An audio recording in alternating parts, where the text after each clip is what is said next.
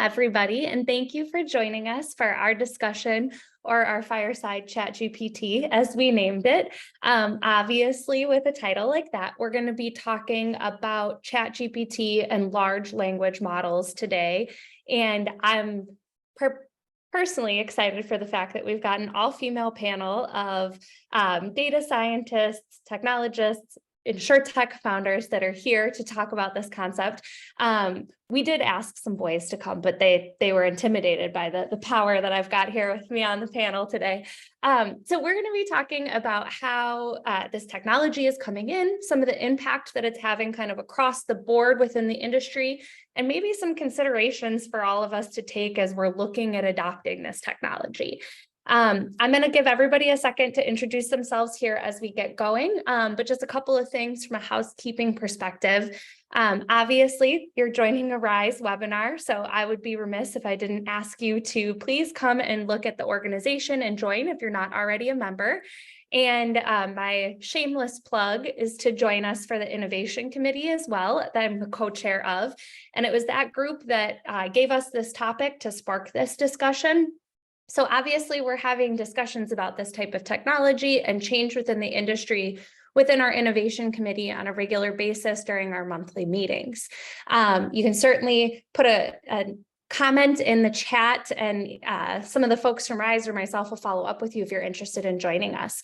But I'm just going to go around the room and do some quick introductions for anybody that I don't know. My name is Emma Roloff. As I mentioned, I am the co-chair of the Innovation Committee, and then I'm focused on helping carriers implement technology within their organization with the work that I do at EIS. Jamie, I'm going to come to you to do an introduction quick, and then we'll kind of move around the room. Sure. My name's Jamie Warner. In my space in insurance, I focus on helping everyone across the business understand and implement data science.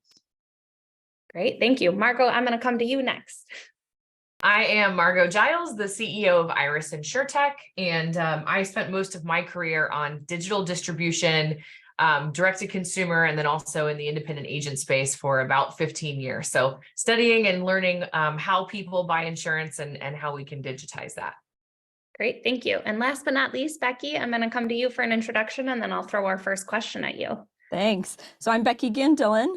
I lead the data and analytics practice for Centric Consulting out of our beautiful St. Louis, Missouri office. My background is actually a lot in healthcare and data architecture, data science, computer learning, and now I really focus on data strategy and road mapping, and that includes helping companies make the best use of their data and the latest and greatest tools, evaluating whether those are things they should look into. And so this topic speaks to me and talking about whether we should use this ChatGPT tool and how we're going to make the best use of it.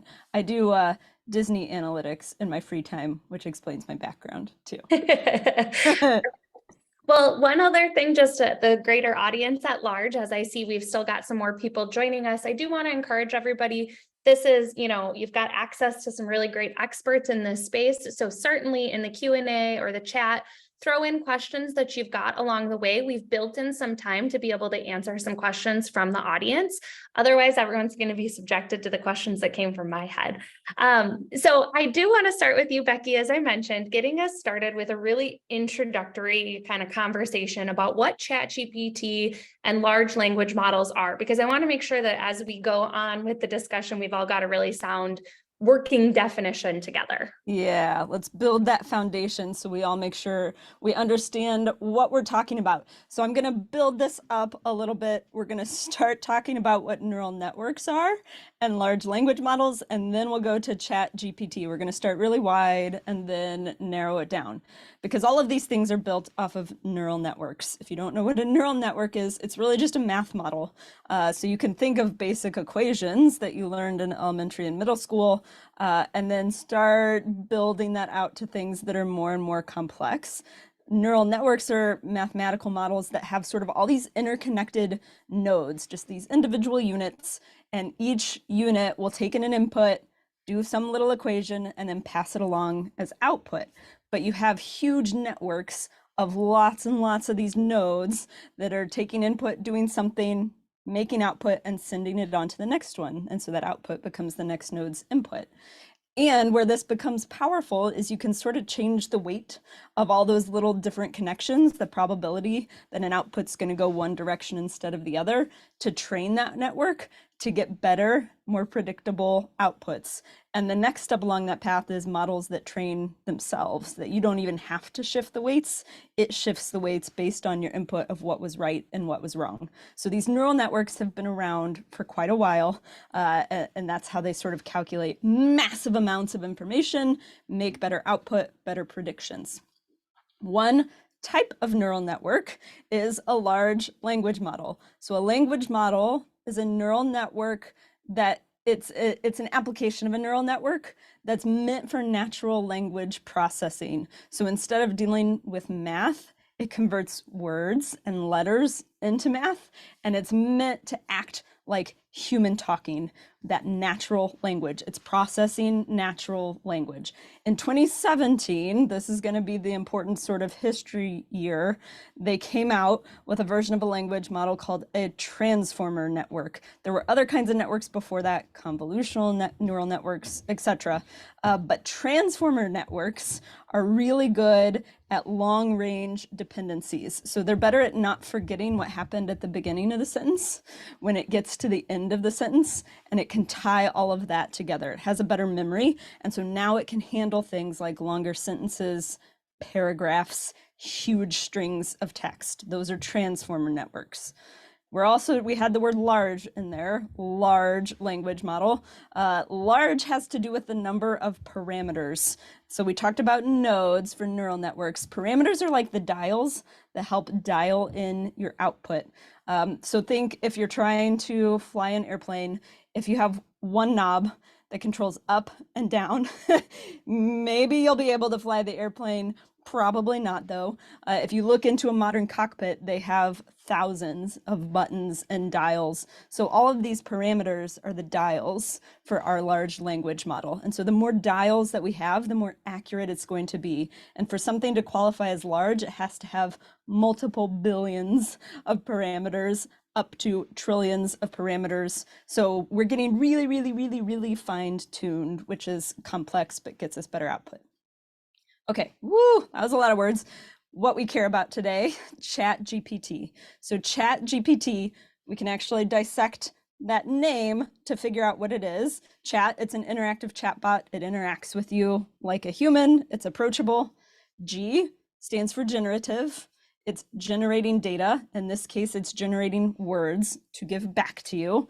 P means it's pre-trained. So it's been trained on huge amounts of data with all those parameters. It actually builds on some OpenAI models of the past.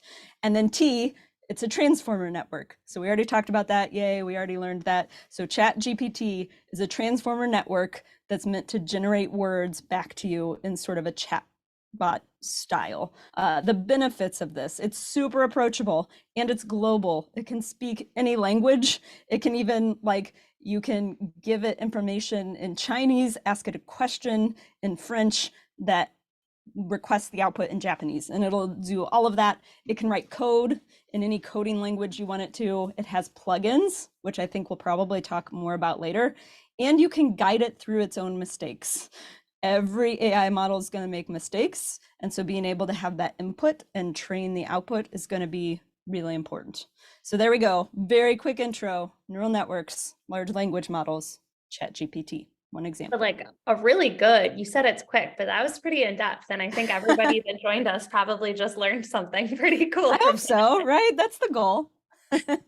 So Jamie, I want to come to you next to talk a little bit about some of the challenges or maybe opportunities that we have specifically within the insurance industry when it comes to taking advantage of large language models. And I already saw some questions coming in that way I promise we will get to in terms of, how can we take advantage of this, especially if we're using public models where we can't share client data. But a lot of the challenges that have been presented in terms of how do we use this is in our underlying data within the insurance industry.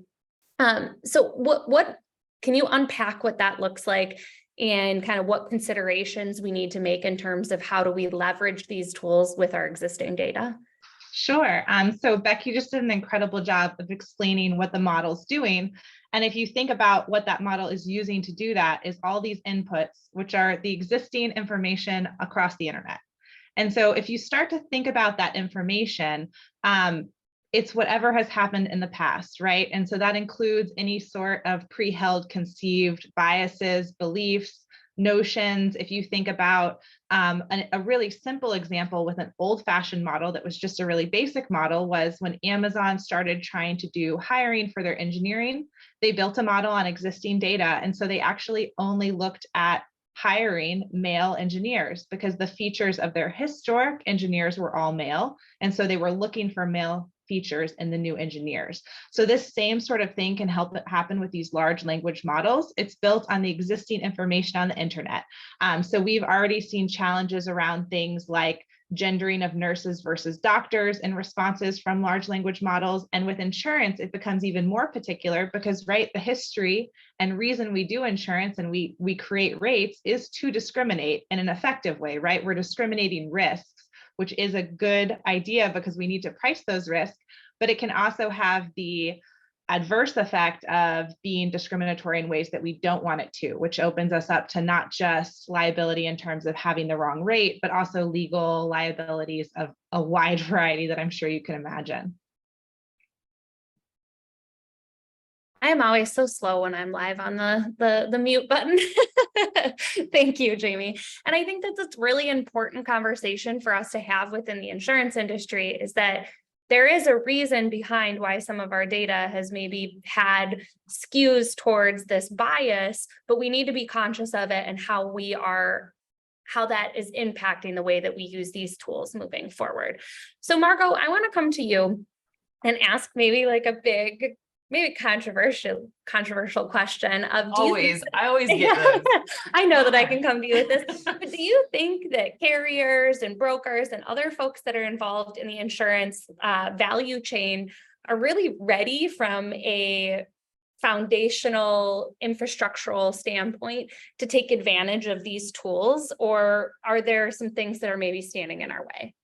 Yeah, I think it kind of goes back to what everyone's been saying, which is I think the real key here is data, right? Like the amount of data and the data points that are needed to accurately, or to have some sort of accurate large language model is huge. It's a massive amount of data. So when I think about who's going to use it and how are they going to use it first in insurance, I think it's a nice tool right now. If you go on ChatGPT and you ask some insurance-y questions, you'll get very vague, answers, and that's okay because that's what we're used to now. But I think to really deploy it and to allow consumers to take risk on by allowing consumers to ask it, coverage questions or, things that go a little bit deeper, I see a really big problem because in my opinion on data bias, the organizations that are large enough that actually have enough data to do this, in my opinion, are carriers, right? I don't yet see, maybe some of the really super large brokerages possibly have enough to train an LLM, but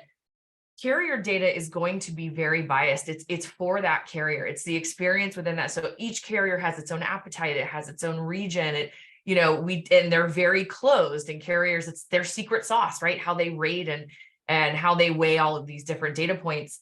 And so trying to train a model that would cross all carriers and not be biased based on the data that they're collecting it. Like that's the largest issue that I see. That's going to be a huge problem. It's going to have to be a collective response for more than a single carrier that's willing to share data that historically has been very, this is my data, this is our private, this is our proprietary, this is what makes us us. And I think that that's one of the largest hurdles we're going to have in training anything that's really insurance specific.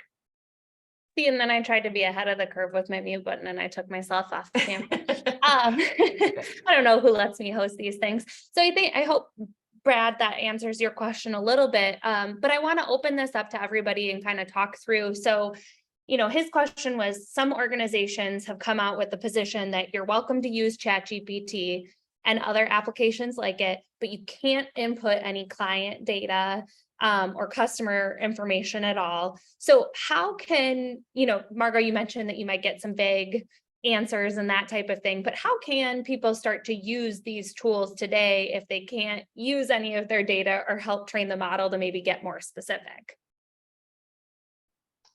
To me, one of the great opportunities today is really just starting to come up with the use cases for your company. So it's one thing to broadly say, like, I want to put client data in this, but there are a lot of private companies that are working, even OpenAI at this point, the original creator, are working to create versions that you can purchase as a company where your information is not necessarily going back into that giant pile of information.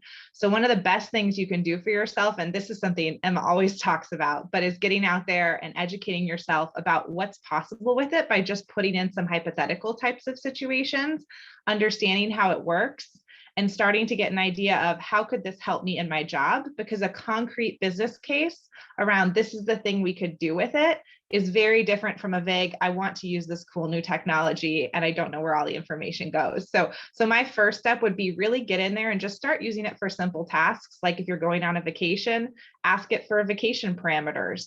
If you're thinking of quoting a policy, ask it some policy details and see how wrong or how right it is based on your own knowledge. And those sorts of things are going to be really critical to building out what companies should do with it. We do need people that are in those companies driving that change. I think I actually heard someone on stage at ITI talking about this topic, and he said that he booked his entire family's trip to Iceland through ChatGPT just to get more familiar with how to use it.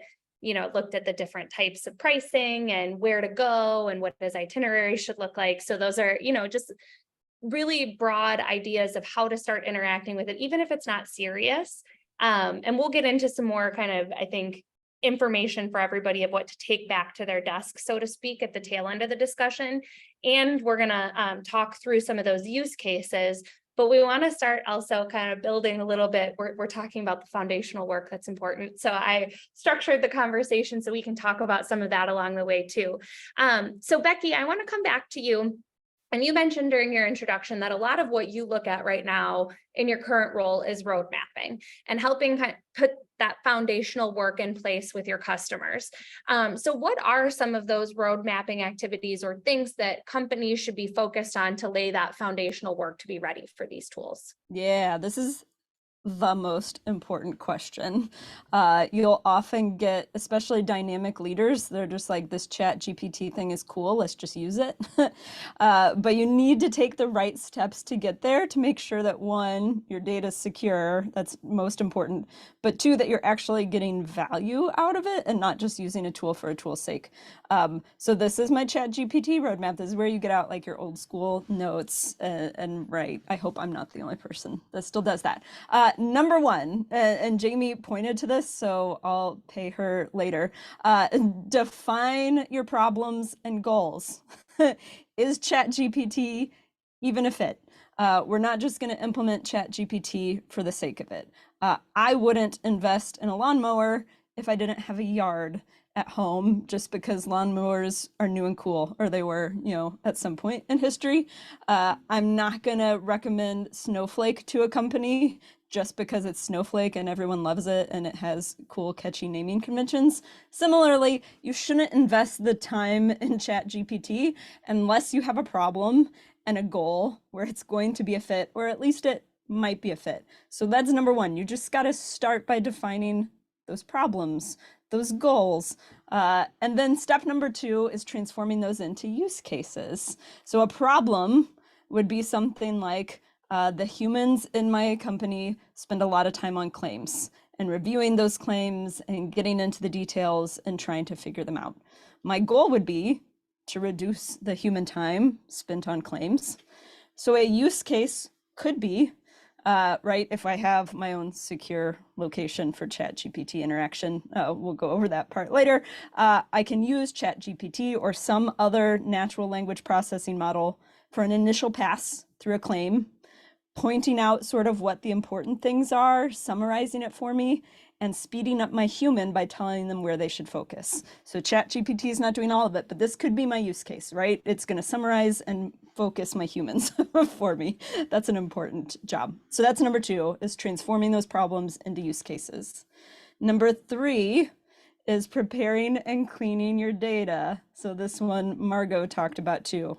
Large amounts of data, garbage in, garbage out. That happens no matter what tool you use. ChatGPT is no different. You have to train and fine tune that model a little bit, and you can do that. You can ask it to write code for you. The code count comes back wrong. You can tell it, I actually need a little bit more here. Often ChatGPT is vague. So if I ask it, what are the best resorts at Disney World? It'll be like, I'll give you this list of 10, and you can then say, no, like, tell me the best one, and then narrow it in, or give it more information about yourself. But I have 2 small kids and I don't want to spend $1 million a night. Then it'll fine tune it. So it takes that feedback, but you need to be able to have the data to feed in to get the clean data out, clean language, clean recommendations. So that was 3, prepare and clean your data. 4, learn its limitations and test it. So inherently, ChatGPT and any AI model has bias. No model is perfect. It's all been trained on something, and ChatGPT, etc., have been trained on like the internet. So that's a lot of stuff, but also the internet has pockets of really strong bias. It also hallucinates. I think Jamie's going to talk about that in a little bit, so we won't dig into that. Just be aware that ChatGPT hallucinates, and that's almost never a good thing. And so learn those limitations in a place where it's not dangerous that those limitations are happening. Discover the biases yourself, test it with things you know, so that you can sort of get a feel in a safe space for what those limitations are. 5 is privacy and security.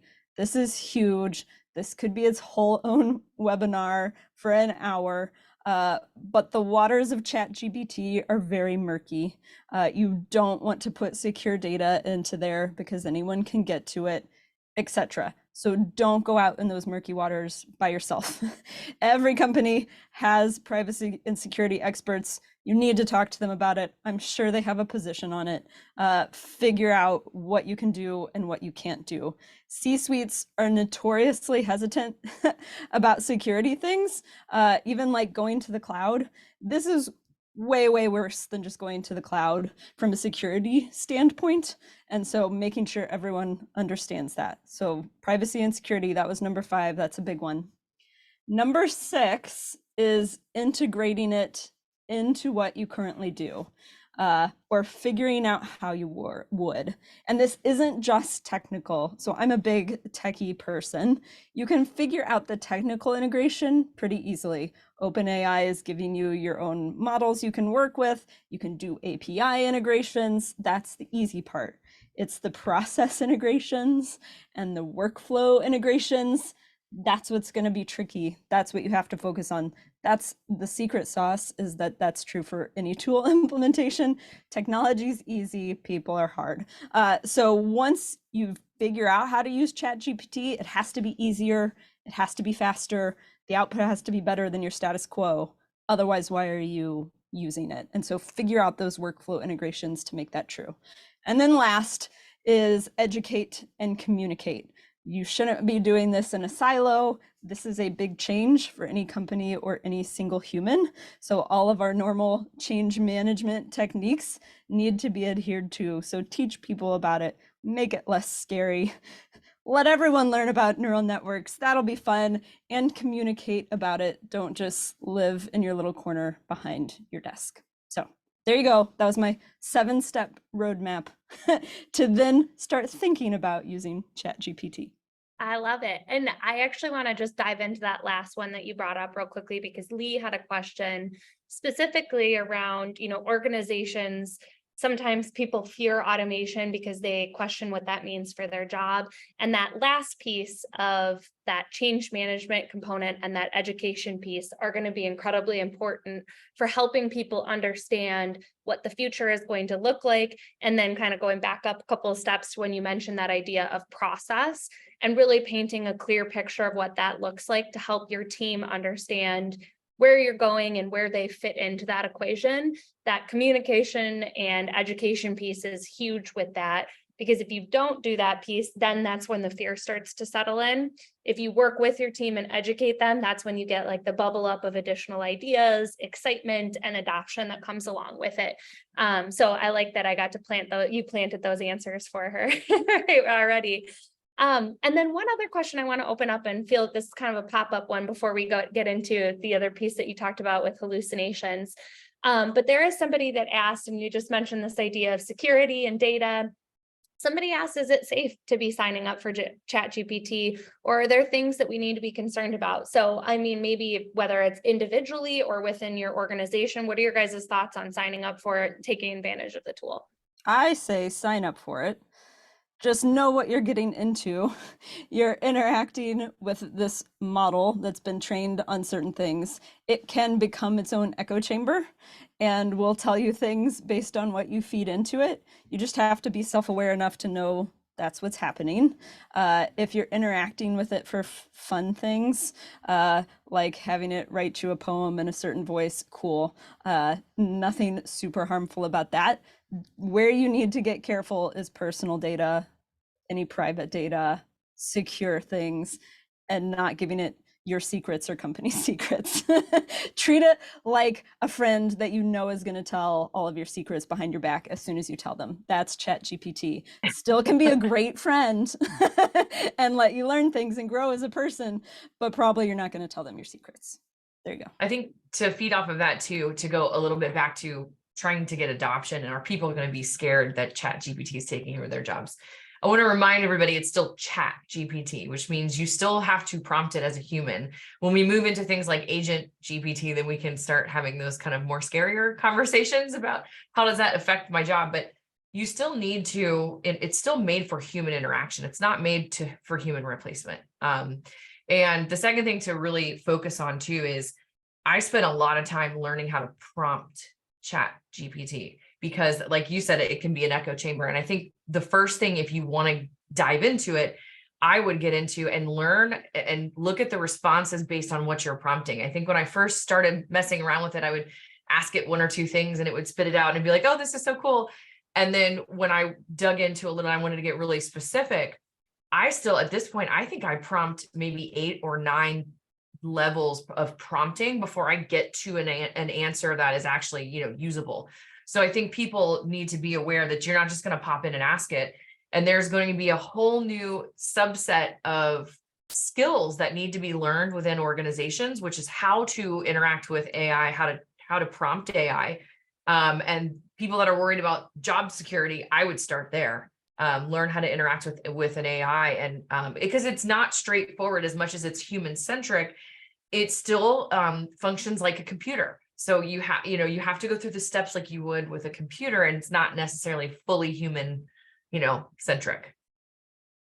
So Jamie, I want to come to you, and I think that this also opens up a little bit of this liability and risk conversation, and something Becky, you touched on. We've got a question from Michael on that, but so Jamie and I did a panel on this topic at InsurTech Hartford's conference. And when she started talking about the idea of hallucinations, I can't see everybody who's joining us faces live today, but there were a lot of like big eyeballs and shocked expressions when we started talking about this. So I wanted to make sure that we touched on this. So Jamie, can you break down what Becky meant when she brought up the idea of a hallucination? What that means and what kind of considerations do we need to take when we're interacting with ChatGPT from that standpoint?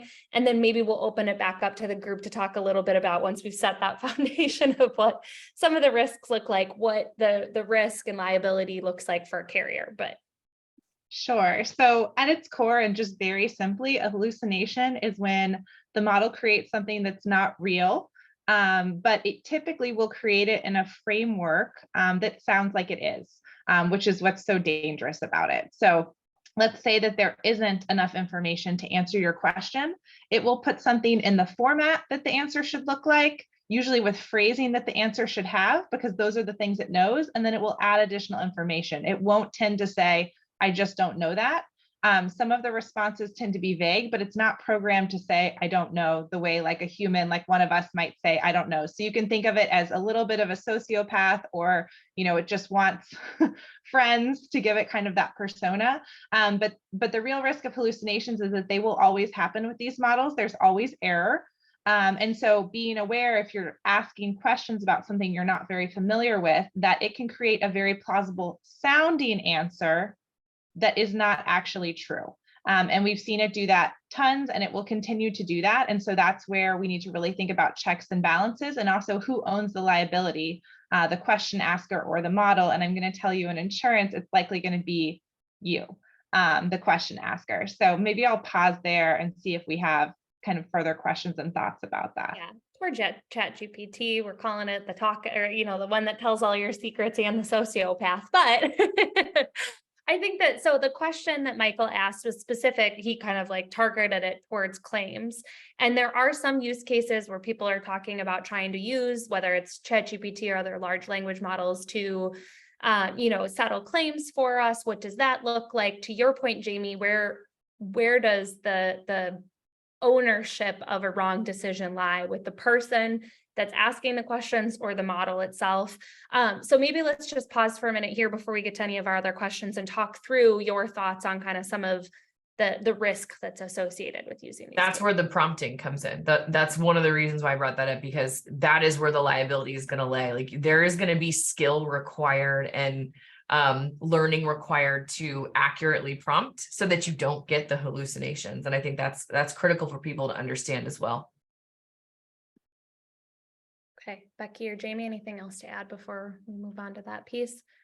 I think, yeah, and Margot, just to echo what you're saying, one other thought process, kind of again, going back to this human change side of things, the media and our fear will let us focus on the jobs that are being replaced, as opposed to the opportunity that opens up for humans as we continue advancing with technology. And this has always been the case.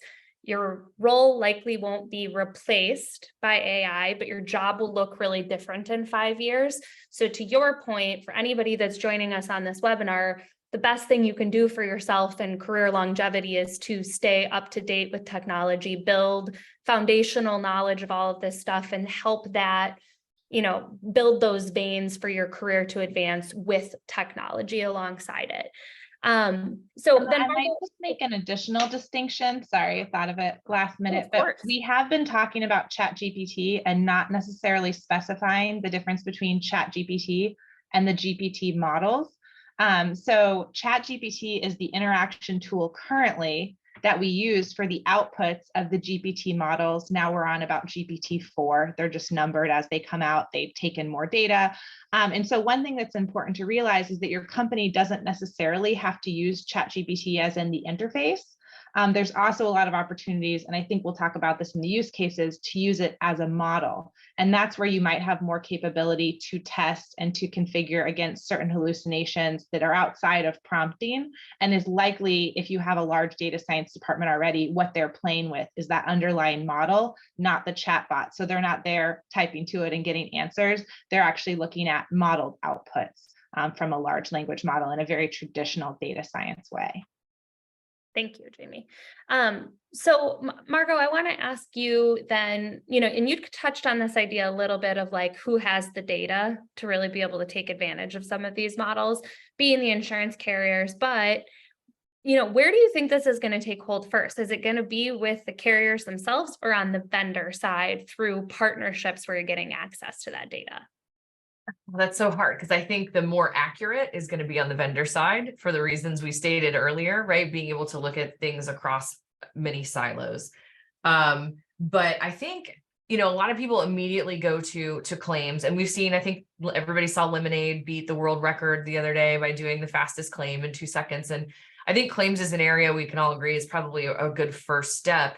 I think somebody asked earlier in the chat too about like carrier appetite. Believe it or not, I think that's going to be one of the more difficult to model, because it is of such proprietary data that they don't like to share, and it's not usually open, and you would need something that aggregates across all carriers to kind of really get accurate appetite.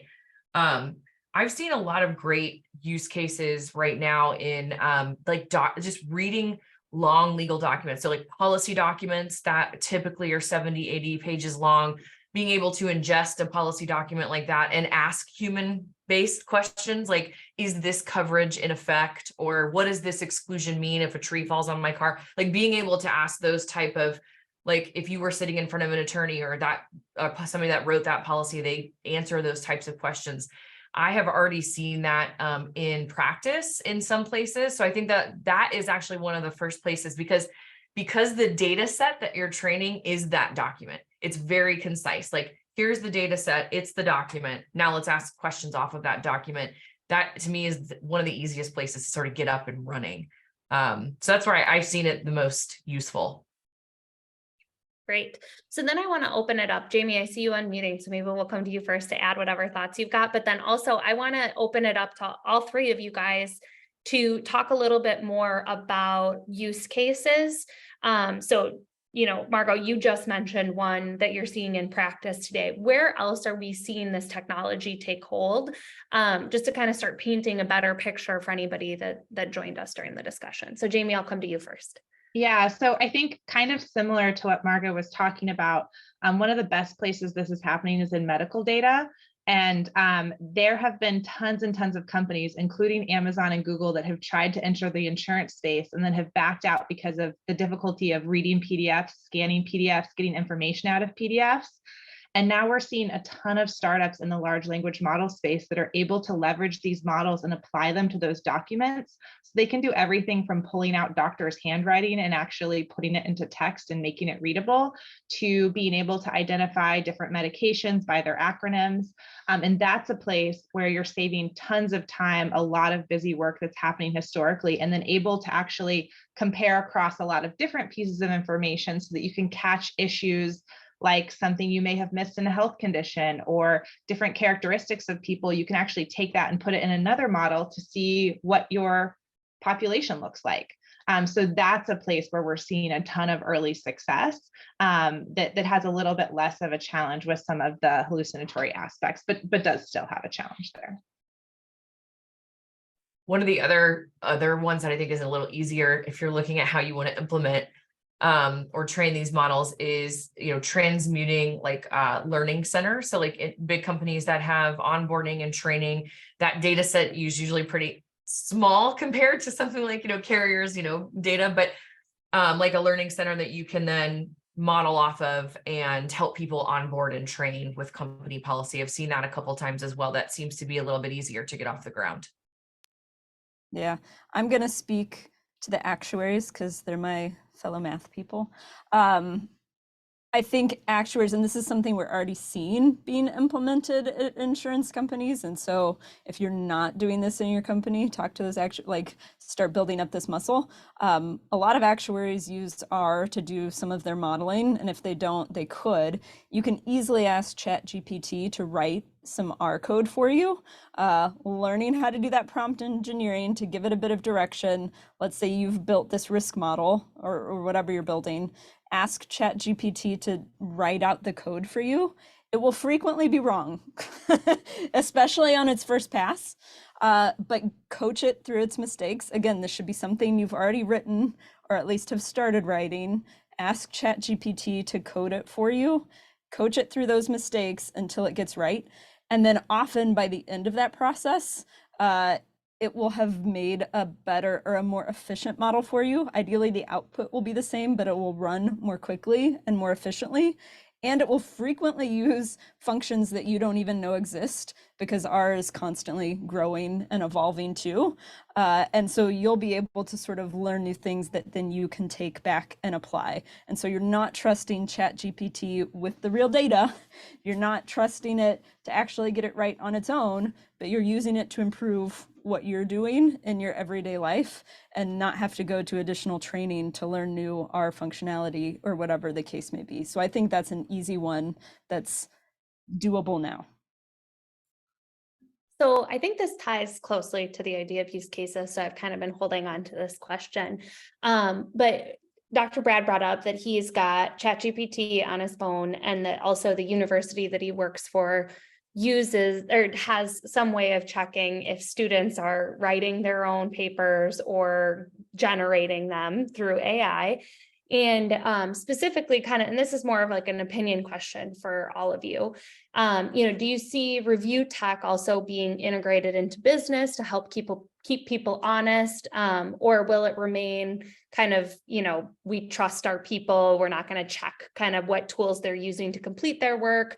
And then kind of the more opinion-based question is, many people believe that there's no problem with using these generative models to help write opinion papers or position papers. But, what are your thoughts? And these are maybe more of some of like the ethical sides of all of this, opening up. What does this use of technology do to change our dynamic from human to human and our opinions and those types of things?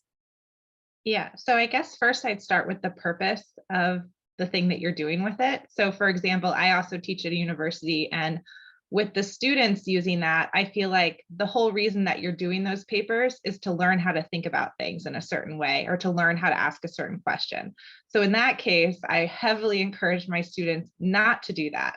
However, if we think about companies, a lot of times this technology can be used. For example, you walk out of a meeting and it's already likely being integrated into the Microsoft suite for later adaptations, but you want a summary of that meeting.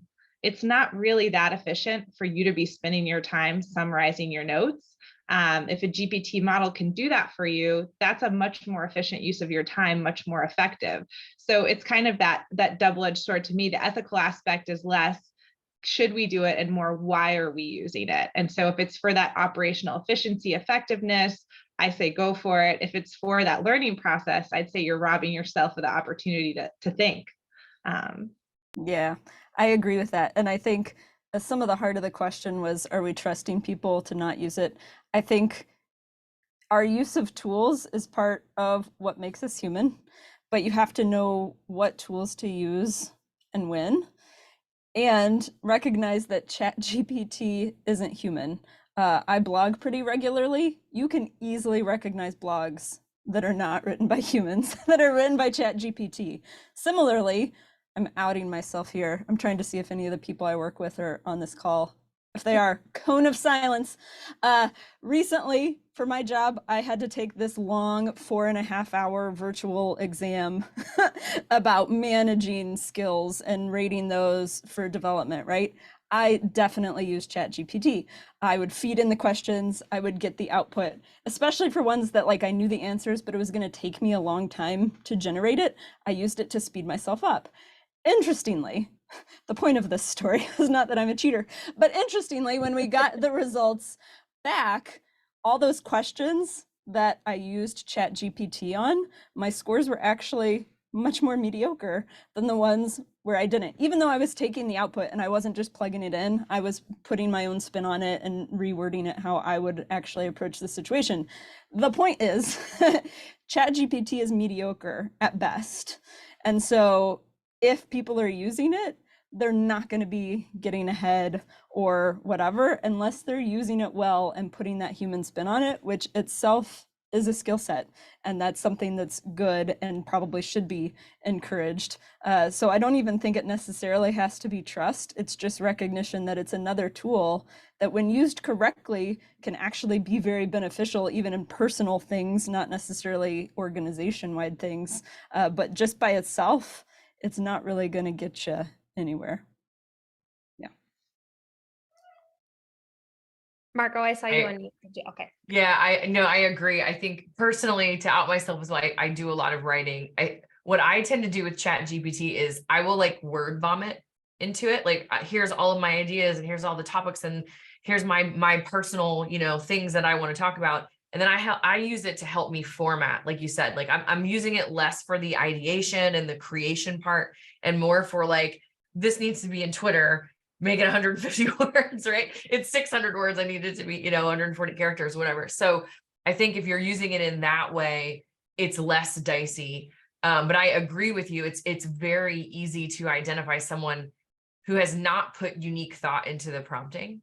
And the result is that it's very not unique. I mean, it's really, like you said, mediocre at best. So like, if you're using it like in that way, I would hesitate for you to do that. I think it's pretty obvious to an outsider. Well, and again, from my own personal use, I've tried doing things like using it to help me outline a presentation. And the same thing, like, so Jamie, going back to what you were saying, like you're kind of cheating yourself out of like the thought process of how to build a good flowing discussion. So then you get this outline and it feels empty, and yes, you can fill it in and you can do things, but like the idea creation and the flow that comes from moving through that process and using the tools that came back from high school on how to write a speech to flow through into like my current role, you lose part of that process by trying to use the tool in that scenario versus cite your source and give me a statistic that backs up this thought process that I'm trying to create here, and using it as a tool to your point, Becky, to speed you up during your process of finding statistics or things to help you structure an argument. It's a very different use of the tool.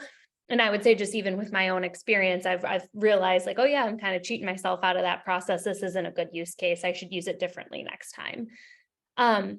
I do see that we've got a couple of questions coming through right now. So one of it, and I'm just going to kind of start going through these because we've got about 15 minutes left. And then if we've got time, I'll come back. I want to save about 5 minutes to talk through kind of key takeaways from you guys to send everybody away with. But so there's one question specifically about for any carriers that still have the ability to use ChatGPT, are there any known or recommended use cases within claims? Going back to that conversation about medical information. So as people are sending in their medical information and it's in those terrible PDFs or even paper documents, or you're getting faxes from different medical centers or the prescriptions handwritten, that is a huge use case. There are a couple different startups that have actually made insurance specific large language models already that you can, that a number of carriers have already hired to work on this. So this isn't necessarily something you have to build internally effectively. It's something that you can outsource in some of these cases, but the processing of those documents is a very fast, effective, already used use case in the claim space. Just the one caveat. Yeah, it's not going into public. Yeah, it's not Well, going that's into what private when you're partnering. It's Those not are Yeah. specific, public. specific Yeah. use cases. Yes. And that's what I was Yeah. going to say, is that in those cases, like, I don't know if the question was, can I just like go to openai.com and open chat? Like, how do I use it? I think outside of your organization, that's probably going to be a no-go, especially with claims and personal data. But you can always prompt your institutions to say, hey, we've learned about these things, but they need to be implemented within the company, and you need to have a place and have training on using them. I don't see it being something that's prevalent where, insurance companies let you just open up your own ChatGPT and go to town with that kind of data. Yeah. And then I'm reading this one right now because I haven't gotten to it, but I saw another question come in. Actually, Becky, I'm sorry. Did you have any use cases that No, you're good. So since ChatGPT is prone to mistakes and errors, it is truly valuable to use it currently, or would it be more beneficial to wait for models that are more trained and have more data and coach it away rather than trying to coach it out of making mistakes? Yeah, I'll take first shot at this one. It's worth it to learn with it now. It can already be useful and valuable, which I think is our point by talking about some of these use cases. It's going to get more valuable and more usable and more reliable. You might as well practice and learn it now. So it's like my kids playing Mario Kart. Can they actually go anywhere? No. But once they transition to a go-kart, and then they eventually transition to a car, like they're learning those skills, and eventually they're going to be quicker at learning the car than they otherwise would have been because they've practiced on the thing that doesn't actually go anywhere. So similar, ChatGPT, I would call it like the go-kart version. Eventually we're going to get to race cars, but you want to learn on the go-kart before you hop in the cockpit of a race car. So I think it's useful, even if it's just for learning and practicing. Jamie, I see you unmuted. Oh, both of you guys are ready. Margo can go. Yeah. Go ahead, Margo. Well, I was just going to say part of getting it to the race car is go-karting, right? So like we can't all say we're just going to wait. I mean, part of getting to that point is actually physically training it. So yes, you need to do it now because your mistakes and that mistake, like that's how we grow. It's how we iterate. That's even with not just ChatGPT, but like machine learning, it's the same thing. Like you start with one day and in 3 years you have a highly trained model. It's going to be the same thing for LLM. Yeah, and I think we do talk about hallucinations and these errors in a way to give you caution, but keep in mind that humans also make errors of this kind. So a lot of times with models, people will say, oh, there's this error rate, any kind of model, like, can I use it? And the thing to keep in mind is, what's the error rate for the baseline, right? What's the current error rate without using it? And then think of it from there, rather than thinking of it as just, oh, this thing's sometimes wrong. Well, you're also sometimes wrong. I'm also sometimes wrong. The information from our leaders is sometimes wrong. So keeping that in mind as you use it, don't kind of throw the baby out with the bathwater. Like, kind of keep in mind that you can really make and leverage it for useful things even today, despite those risks. Okay. So last call for any questions. I'm happy to try and answer some more from the audience. I love how interactive everybody has been. But what I do want to use our last kind of 10 minutes here for is to, if we could give everybody one piece of advice or homework assignment. Jamie, this was your idea to make sure everyone gets something really actionable out of the webinar today. What would be your advice to the audience to take back to their desk? So Jamie, I'm going to come to you first, since this was your brainchild, and then we'll work our way around the room. Okay, I think my first thing is just be really curious. This is a great time to be stupid. So to ask all the questions, to say, I don't know anything about this, it's the perfect time to be the person who knows nothing and asks everything. And especially kind of with Rise, we're dealing with folks that are junior in your roles. Leverage that. Just say, I'm the dumbest person in the room. Tell me everything you can, including, I want to download it. I want to ask it questions. I want to ask the data team questions. I want to ask our vendors questions, and really just lean into that aggressive curiosity, because that will serve you really well going forward. Margot, I'm going to come to you next. Ooh, I'm quick on the unmute. I would say that I would start looking at your workflows internally and asking, kind of go along with asking the question, but what I've noticed is that we're moving from like an analytics based to an action based when we have AI. So table stakes are, I do a series of events, I get an analytical report, here's the data that has come out of that workflow. And I think our next step is, instead of just looking at the data and going, okay, now I, as a human, need to figure out what this data means for me as an actionable step. AI is helping to take us from an analytics to an action. So AI being able to say, based on the data, this is where you should be looking, or like that prompting. And so if you're working through your day and you're looking at your workflow, I would keep in mind, are you stopping at analytics? Meaning, are you stopping at, okay, I ran the report, I'm done?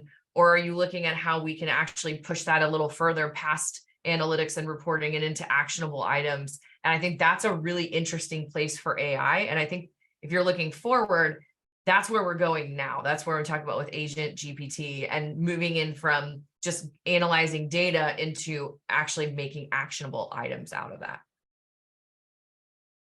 Becky? I was going to say, easy takeaway, download it, play with it in safe ways.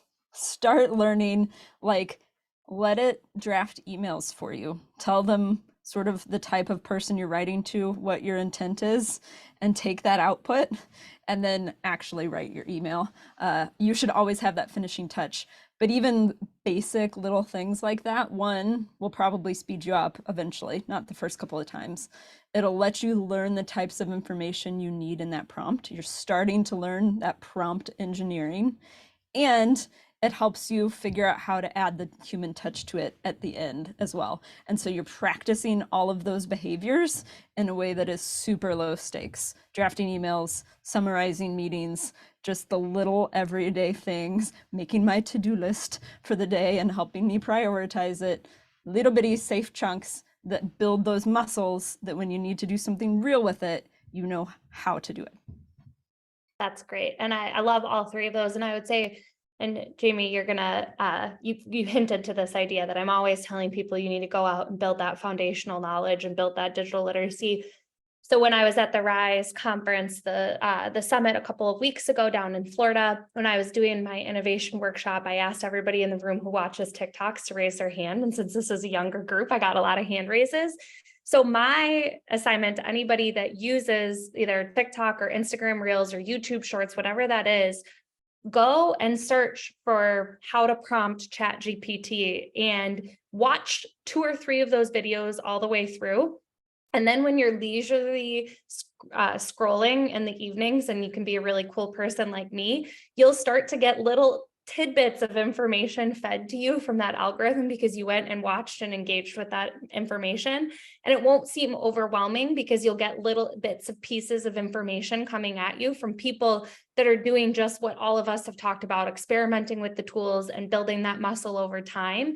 And you'll get really cool, insightful things like, you know, I learned, and this, Margot, you're going to laugh at me because I know you're much better at prompt writing than I am, but like even things like, hey, ChatGPT, ask me 5 questions to help you better understand me and my experience to write this email to try and communicate X, Y, and Z. And then it'll ask you questions and you will figure out what types of information you need to use to prompt write in the future.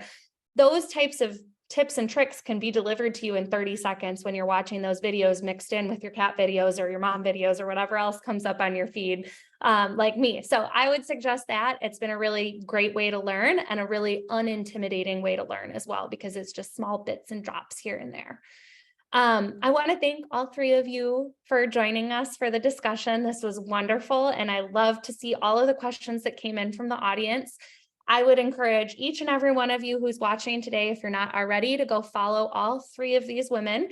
They are doing some really great things, sharing great information, and speaking on topics like this on a regular basis. And then my last little shameless plug again, if you enjoyed this conversation and this type of content, come join us on the Innovation Committee with RISE as well. I think we've gotten a lot of great feedback from everybody from what I've seen coming through the Q&A as well. But have a wonderful day, everybody. And this recording will be available on RISE's YouTube channel on demand moving forward. Thanks, Emma. Thank you, Thank guys. you. Thank you.